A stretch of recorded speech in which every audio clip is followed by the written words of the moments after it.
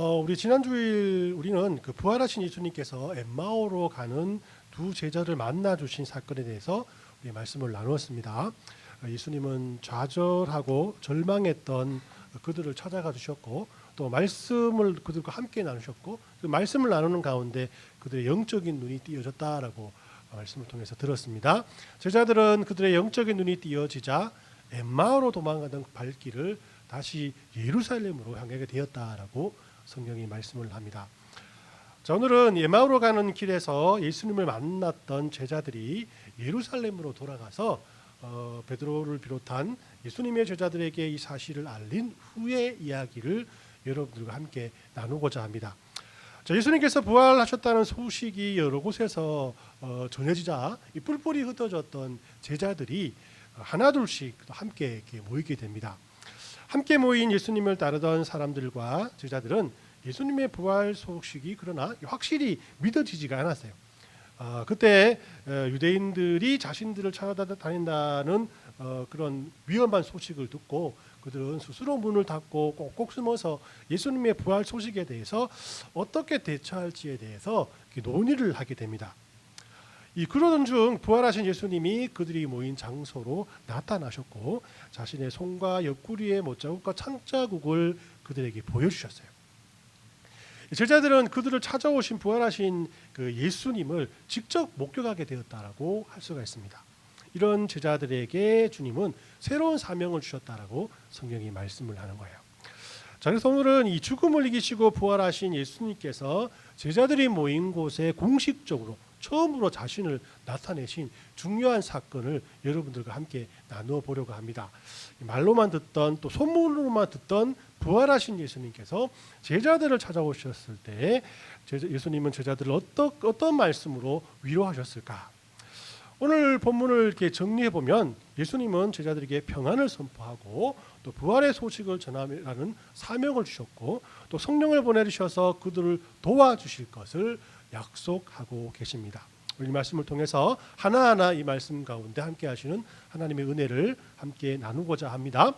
자, 그 첫 번째, 예수님은 제자들에게 이 평안을 선포하셨다라고 성경이 우리에게 말씀합니다. 19절 말씀 같이 읽습니다. 시작.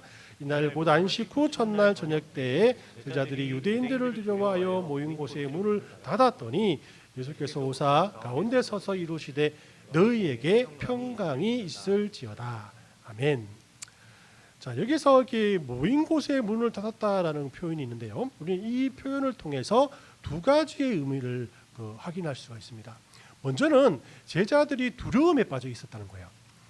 제자들이 모든 문을 잠그고 누구도 들어오지 못하게 했다라는 것은 실제로 사람들을 들어오지 못하도록 문을 꼭 잠그었다는 의미도 있겠지만 그들의 마음의 문도 같이 닫고 있다라는 것을 알 수가 있어요. 이렇게 닫힌 문들로 인해서 제자들은 서로가 서로의 두려움에 빠져 있다는 것을 유래해 주지 못했고요. 또 빈 무덤을 확인했던 여인들의 그런 말, 또 베드로의 말, 또 에마오로 가는 두 제자를 만나 주었다라는 그들의 그 소식들 역시 믿지 못하고 기뻐하지 못하고 있었다라고 할 수가 있는 겁니다. 또한 이 문을 닫았다라는 표현을 통해서 우리는 그것에 찾아오신 주님은 공간을 초월하시는 분이시라는 것을 생각해 볼 수가 있어요. 문이 닫혀 있었지만은 주님은 문을 열어달라고 두드리거나 빗장을 푸실 필요가 없었다는 겁니다. 두려움에 갇혀있던 모든 분들의 빗장을 사람들이 아무리 걸을지라도 부활하신 예수님께서는 제자들을 찾아오시는 것처럼 그 아무도 예수님을 막지 못한다라는 것입니다. 공간을 초월하신 주님을 우리가 이 사실을 통해서 확인할 수 있는 거죠. 이를 통해서 우리는 예수님을 마음에 받아들이지 않는 사람들, 아무리 그의 마음을 겹겹이 잠그면서 예수님을 부정하고 인정하지 못하는 사람일지라도 우리의 그런 마음과 우리의 모르는 그 단어와 언어를 통해서 그들의 문을 여는 것이 아니라 부활하신 예수님이 그를 찾아가 주시면 그럼 반드시 그의 문을 열 수밖에 없다라는 것을 확인할 수 있는 거예요. 이렇게 이 두려움에 떨며 문과 마음의 문을 걸어 잠근 제자들에게 예수님은 처음으로 입을 열어 그들에게 말씀을 합니다. 따라하겠습니다. 너희에게 평강이 있을지어다. 다시 한번 너희에게 너희에게 평강이 있을지어다. 평강이 있을지어다. 아멘. 주님께서 말씀하신 평강은 당시 유대인들이 일상생활 속에서 하이 인사하는 샬롬이라는 인사말과는 다른 그 이상의 의미를 가지고 있다고 할 수 있습니다. 예수님께서 고난당하시기 전 제자들이 이렇게 말씀하셨기 때문인데요. 우리 14장 27절 말씀을 같이 읽어봅니다. 시작. 평안을 너희에게 끼치노니 곧 나의 평안을 너희에게 주노라. 내가 너희에게 주는 것은 세상이 주는 것과 같지 아니한다. 너희는 마음에 근심하지도 말고 두려워하지도 말라. 아멘. 이 부활하신 주님께서 제자들에게 오신 목적은 분명히 그들에게 평안을 주기 위함이라고 분명히 말씀을 합니다. 평안은 세상에 줄 수 없는 평안이라고 말씀하죠. 이 평안은 제자들을 향한 유대인의 박해가 사그라짐으로써 얻어지는 것이 아니고 또 문을 더욱더 단단히 잠가 놓는다고 해서 얻어지는 그런 일방적인 또 평안이 아니라라고 성경이 말씀을 하고 있어요. 오직 우리를 대신해서 십자가에서 고난당하시고 우리에게 영원한 생명을 주시는 우리 주님이 함께 하심으로 얻는 평안이 바로 세상이 줄 수 없는 평안이라고 할 수가 있는 겁니다. 자, 이 평안은 결코 이 세상이 줄 수 없기 때문에 오직 예수님과 동행하는 삶을 통해서 우리에게 주어주시는 것이라고 할 수가 있어요. 예수님께서 제자들에게 평안을 선포하신 것은 예수님 자신이 평안이요 평강이기 때문이라고 할 수가 있습니다. 여러분들 주위와 배고픔과 앞날을 알지 못하는 두려움에 가득했던 마국간에 예수님이 태어나시자마자 그것은 천사들이 높은 곳에서는 하나님께 영광이요 땅에는 하나님이 기뻐하시는 사람들 중에 평화로다라고 선포를 하게 돼 있어요. 즉 그 아기 예수께서 계신 마국간은 이제 더 이상 더럽고 초라한 공간이 아니라 하나님의 평강이 가득한 천국의 이상의 모든 것들을 발견할 수 있는 그런 평안이 가득한 곳이 되었다라고 성경은 우리에게 말씀을 하고 있는 겁니다. 또 소외되고 병든 자들이 예수님을 만남으로 또 그들에게도 평안이 넘쳤고 그들이 병을 고침을 받음으로 말미암아 안식을 얻었다라고 우리에게 말씀하고 있지 않습니까? 또 이 파도가 몰아치는 폭풍 가운데서도 제자들은 두려움에 사로잡혀 있었으나 예수님께서 그들과 함께 하심으로 폭풍도 잔잔해지고 또 제자들도 평안을 얻는 모습을 우리는 성경을 통해서 발견할 수 있는 거예요. 그러나 이 평강과 평화의 그런 예수님께서 자리를 비우시면 그 평안은 자취를 감추게 되고 불안과 두려움만이 남게 돼 있는 겁니다. 그게 바로 오늘 제자들의 상황이라고 할 수 있죠. 늘 함께 하셨던 예수님이 보이지 않으니까 그들은 세상을 피해 숨게 되었고 그들은 불안과 좌절 속에 있게 될 수밖에 없었다라는 것이죠. 우리도 이런 제자들의 모습을 보면서 이 제자들의 모습이 곧 우리의 모습이라는 것을 발견할 수가 있습니다. 우리 주님께서 우리와 늘 동행하시지만 그 하나님을 인식하지 못하고 그 하나님의 임재를 풍성히 누리지 못하면 우리 안에도 두려움이 차오를 수밖에 없다라는 것이에요. 불안한 이 세상이 주는 두려움과 경제적인 두려움, 질병적인 두려움, 건강의 두려움, 미래에 대한 두려움, 더 나아가서 죽음에 대한 두려움이 항상 우리의 마음속을 가득 채우고 있지 않습니까? 이 두려움은 우리의 힘으로는 이길 수 없는 것이라고 성경이 말하고 있는 거예요. 그러나 평강의 근원이신 예수님이 우리와 함께 하시면 그분이 평강 그 자체이시기 때문에 마치 빛이 어둠을 밀어내듯이 우리 마음속에 있는 모든 두려움이 사라지게 된다라고 성경이 말씀하고 있는 겁니다. 자, 그렇기 때문에 늘 우리와 함께 하시고 불안과 근심 가운데 계신 저와 여러분들에게 우리 주님께서는 따라합니다. 너희에게 평강이 있을지어다. 너희에게 평강이 있을지어다. 이렇게 우리에게 선포하고 있는 거예요. 우리는 그 음성을 듣고 주님이 주시는 세상에 줄 수 없는 평안을 누리겠다라고 아멘하며 나가시는 저와 여러분들 되길 바랍니다. 할렐루야. 아멘. 이 두 번째로 부활하신 예수님은 제자들에게 부활의 소식을 전하는 사명을 주셨다라고 성경이 우리에게 말씀을 합니다. 우리 20절 말씀을 같이 읽어보겠습니다. 시작. 이 말씀을 하시고 손과 옆구리를 보이시니 제자들이 주를 보고 기뻐하더라 이렇게 말씀을 하죠. 제가 기억하기로는 1983년 정도 된 것 같습니다만 한국에서 이산가족 찾기라는 방송을 한 적이 있습니다. 한국에서 한국 전쟁으로 말미암아 가족을 잃어버린 사람들이 텔레비전에 나와서 자기 가족들을 찾는 그런 그 프로그램이었습니다. 혹시 기억하시나요? 네, 여기서 이제 몇 년생인가 다 이제 판가름 나죠. 자, 제가 초등학교 때였는데요. 아주 기억나는 것이 뭐 이런 모습이었어요. 이제 나와요. 딱 봐도 두 분이 자매 같지 않습니까? 그죠? 그래도 이렇게 보면은 저분이 맞나? 어릴 때 해줬으니까 저 사람이 맞나라는 생각을 이렇게 하게 됩니다만은 잘 알아보지 못하고 얼굴이 잘 알아보지 못하고 확신하지 못할 때 맨 먼저 나오는 것이 뭐냐면 눈 밑에 난 흉터가 있냐, 손에 난 흉터가 있나, 이마에 난 흉터가 있나 이걸 막 보여달라고 하는 거예요. 보여주면은 뭐야? 우리 엄마가 맞고 우리 아빠가 맞고 우리 오빠가 맞고 가족이 맞다는 거죠. 가족만이 아는 상처가 분명히 있다는 것입니다. 평상시에는 숨기로만 하던 흉터들이 헤어진 가족을 찾는 데는 확실한 증거가 되었다는 것입니다. 이 제자들은 부활하신 예수님을 곧바로 알아볼 수 없었습니다. 갑자기 나타나신 예수님이 진짜 예수님인지 혼동할 수밖에 없겠죠. 이때 예수님은 자신의 고난의 흔적을 통해서 자신이 예수 그리스도이시고 다시 부활하신 하나님의 아들이라는 사실을 제자들에게 증거하고 있다는 것입니다. 예수님은 부활의 몸을 입으시고도 이 고난의 상처인 손의 못자국과 옆구리의 창자국을 그대로 두신 겁니다. 그것은 손과 발의 못자국과 옆구리의 창자국을 아는 사람들, 즉 고난의 주님을 믿는 모든 사람들을 위한 배려라고 할 수 있는 거예요. 이런 고난의 주님을 아는 사람만이 예수 그리스도의 부활하신 예수님을 바로 진정으로 체험하고 진정으로 바라볼 수 있다라는 그런 증거가 된다라는 것입니다. 예수님의 고난의 흔적을 발견하고 확인한 제자들은 그제서야 예수님을 알아보고 그들을 사로잡았던 불안은 세상에 줄 수 없는 평안함으로 가득 차게 되었다라고 말씀을 하고 있는 겁니다.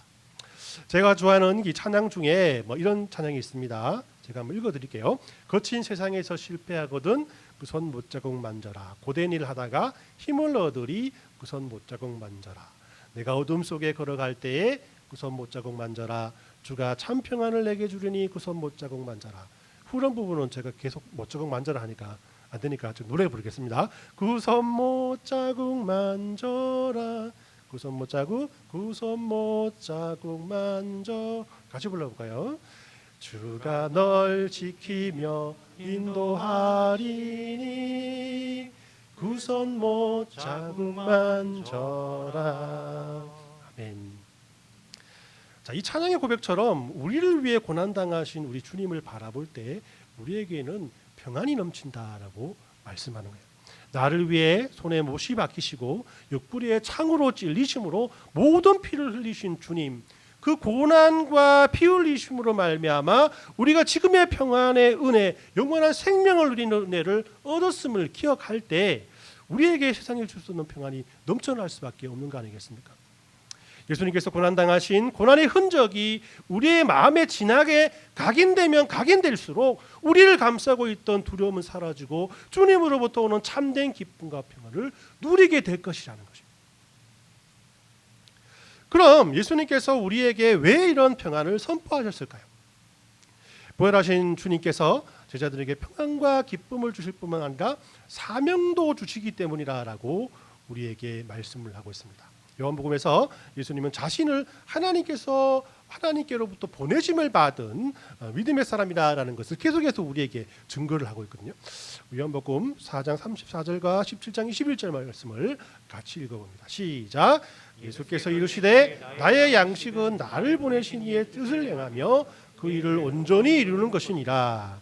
아버지여, 아버지께서 내 안에 내가 아버지 안에 있는 것 같이 그들도 다 하나가 되어 우리 안에 있게 하사 세상으로 아버지께서 나를 보내신 것을 믿게 하소서라고 말씀을 하죠.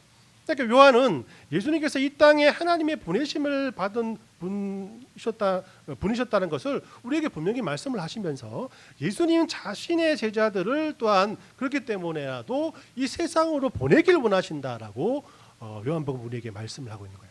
부활하신 예수님께서 무엇을 전하기 위해서 제자들을 세상에 보내시길 원했겠습니까? 그들이 경험했던 부활하신 예수님, 하나님의 아들 되신 예수님을 전하기 위해서 그들을 보내시길 원하신다는 것입니다. 그럼 이 부활하신 예수님을 전한다는 것은 무엇이겠습니까? 우리 잘 아시는 마태복음 28장 말씀을 통해서 그 답을 얻을 수 있습니다. 같이 읽어봅니다. 시작.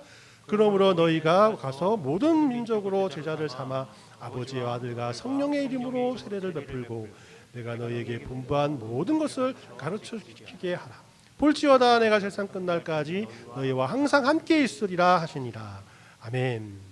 이 부활하신 예수님을 전한다는 것은 우리들이 이웃에게 복음을 전하며 그들을 제자를 삼고 또 세례를 베풀며 또 말씀을 가르치는 것이라고 분명히 말씀하고 있는 것이죠. 이것이 우리들의 부활하신 예수님께서 모든 크리스찬들에게, 모든 믿음의 백성들에게, 모든 교회 공동체에게 원하시는 저와 여러분들의 사명이라고 할 수가 있는 겁니다. 마지막으로 세 번째, 부활하신 예수님은 성령을 보내주셔서 또 우리들을 도와주실 것이라고 약속을 하고 계세요. 예수님께서 부활의 소식을 전하는 사명을 제자들에게 주시며 그들을 도와주시기 위해서 성령을 보내주시기로 약속을 하십니다. 22절 말씀 같이 읽습니다. 시작. 이 말씀을 하시고 그들을 향하여 숨을 내쉬며 이르시되 성령을 받으라. 아멘. 자, 예수님은 제자들을 향해서 숨을 내쉽니다. 성령을 받으라라고 하는 뭐 잘 모르시니까 따라 보겠습니다. 성령 받아라. 이거보다 약간 더 이렇게 분위기 있게 하셨겠죠. 말씀을 뭡니까? 숨을 내쉬면서 성령을 받으라라고 이 말씀을 하신 거죠. 예수님께서도 제자들에게 사명을 주시면서 조금은 좀 불안했던 것 같습니다. 세상에 뭐 어린 양들을 떠나보내는 그런 부모님의 마음 아니겠어요? 자, 그래서 그들과 함께 성령님을 보내주시겠다라고 우리들을 도와주시기 위해서 성령님을 보내주시겠다고 약속하신 거예요. 즉 예수님께서 제자들에게 주신 사명은 성령님의 도우심이 없이는 감당할 수 없는 사명이라고 꼭 할 수가 있습니다. 자, 이 약속 역시 예수님께서 십자가에 못 박히시기 전에 제자들에게 미리 하신 약속이라고 할 수 있습니다. 우리 같이 읽어봅니다. 시작. 내가 아버지께 구하겠으니 그가 또 다른 보혜사를 너희에게 주사 영원토록 너희와 함께 있게 하리니 그는 진리의 영이라. 세상은 능히 그를 받지 못하나니 이는 그를 보지도 못하고 알지도 못함이라. 그러나 너희는 그를 아나니 그는 너희와 함께 거하며 너희 속에 계셨음이니라. 아멘. 자, 그런데 예수님께서 성령을 받으라고 하실 때 한 행동이 좀 특별하지 않습니까?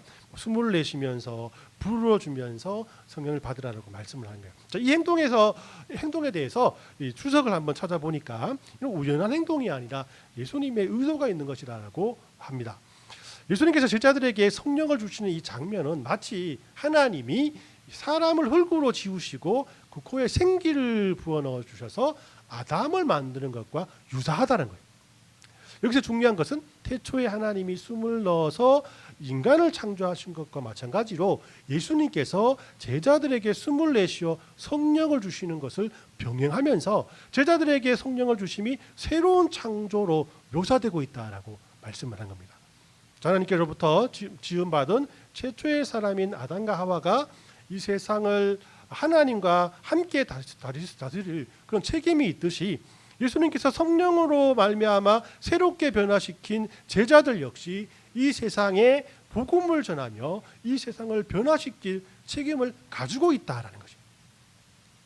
자, 그래서 우리는 예수님께서 우리에게 부어주시는 성령님을 의지하면서 부활의 소식을 세상에 전하는 사역을 충분히 감당할 수 있다는 겁니다. 왜입니까? 우리 성령께서 우리를 도와주시기 때문이라고 할 수 있죠. 자, 그러면 우리는 예수님께로부터 이 사명을 받을 때 어떤 권세도 함께 받았는가? 23절 말씀입니다. 같이 읽습니다. 시작. 너희가 누구의 죄든지 사하면 사하여 줄 것이요 누구의 죄든지 그대로 두면 그대로 있으리라 하시니라라고 말씀을 하거든요. 23절은 예수님께서 제자들에게 죄사함의 권세를 주셨다라는 것으로 확인할 수가 있는데, 자, 이 말씀은 제자들이 예수님의 이름으로 사람의 죄를 사할 수 있는 권세를 받았음을 의미하기도 합니다. 이는 교회와 복음을 전하는 모든 성도들이 예수님의 대리자라서 사람을 용서하고 회개하는 역할을 맡고 있음을 우리에게 알려주고 있죠, 그렇죠? 궁극적인 죄 사함은 오직 하나님만이 가지고 계신 권세이기 때문에 교회와 성도들은 이를 중재하는 존재라고 할 수가 있는 거예요. 예수의 이름으로 죄를 사하죠. 내가 죄 사하는 것이 아니고, 그죠? 자, 예수님께서 주신 성령의 능력으로 제자들은 세상에 나가서 이렇게 예수님이 하나님의 아들이심을 증거하며 살아갑니다. 제자들이 전하는 복음으로 많은 사람이 죄 사함의 은총을 받았습니다마는 제자들 중에서 그 누구도 죄 사함의 능력이 자신에게서 나온 것이라고 말씀하고 있지 않기 때문입니다. 우리들도 뭐 그렇지 않습니까? 복음을 전하고 말씀을 나눌 때에 삶을 회개하고 자신을 뉘우치는 그런 경우를 이렇게 많이 보게 됩니다. 그럴 때 여러분들이 자신에게 이런 능력이 나갔다라고 생각하십니까? 그런 생각을 하시는 분들은 저와 꼭 상담을 하셔야 됩니다. 그죠? 절대 안 됩니다. 자, 이럴 때 여러분들은 우리와 함께 하시는 성령님이 함께 일하구나. 내가 전하는 것이 아니고 예수님께서 성령으로 말미암아 나와 함께 해주시고 나에 함께 하시는 그 성령께서 저 마음을 바꾸시고 저 마음을 어루만져 주시는구나. 이 사실을 여러분 체험할 수 있는 아주 좋은 기회라고 할 수가 있습니다. 자, 그럴 때마다 여러분들께서는 아이고 내가 잘했구나라는 생각보다는 하나님께 영광을 돌리시는 그런 찬양을 올려드리라라고 말씀드리고 싶습니다. 자, 오늘 이렇게 말씀을 정리합니다. 부활하신 예수님께서는 몸과 마음을 꼭꼭 걸어 잠그고 두려움에 쌓여 있던 제자들을 찾아오셨어요. 그리고 그들에게 평강을 선포하십니다. 또 그리고 자신의 손과 옆구리를 보여주면서 부활의 소식을 전하라고 말씀하시며 또 이를 도와주려고 성령께서 너희와 함께 하시겠다는 약속을 우리에게 해주고 계십니다. 자, 이후 제자들은 어떤 삶을 살았을까요? 우리는 성령을 통해서 우리는 그들의 모든 삶을 잘 알 수가 있습니다. 두려움에 떨고 있던 제자들은 이제 예수님께서 약속하신 성령으로 충만이 되어서 자신을 핍박하던 로마 군병 앞에서도 또 자신을 비난하던 이스라엘 백성들 앞에서도 담대히 서서 예수님을 증거하는 그런 사명을 감당하였습니다.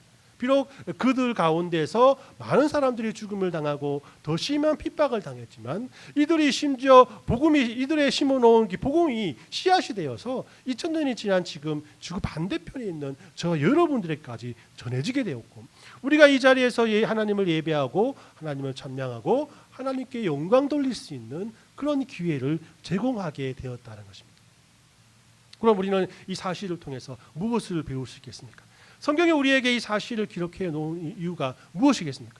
우리 역시 부활하신 예수님께서 우리에게 평안을 주시고 십자가의 예수님만을 바라볼 때 그 평안이 세상에 줄 수 없는 하나님의 평안으로 말미암아 우리에게 기쁨과 즐거움을 주신다는 것을 분명히 확인할 수 있어야 된다는 것이에요. 그리고 우리에게 주어진 성령님을 통해서 부활하신 예수님께서 모든 죄인들을 위해 십자가를 주셨고 또 하나님의 아들이심에도 불구하고 우리의 죄를 위해서 죽으셨다는 이 사실을 전해야겠다는 그런 간절한 마음이 여러분들의 마음속에 품어놔야 한다는 것입니다.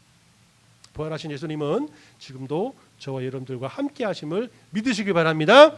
예수님께로 나갈 때 그런 예수님께 우리가 나갈 때 예수님의 십자가만을 바라볼 때 우리에게 참된 평안이 넘쳐남을 여러분 믿으시기 바랍니다.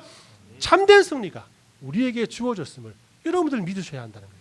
이 믿음대로 한 주간을 살아갈 수 있는 저와 여러분들 되었으면 하고요. 그런 가운데서 이 제자들이 경험했던 살아계신 우리 주님의 은혜와 우리 주님의 그런 능력과 우리 주님의 성령의 충만하심이 여러분의 한 주간의 모든 삶 속에 넘쳐나시길 예수님의 이름으로 축원합니다.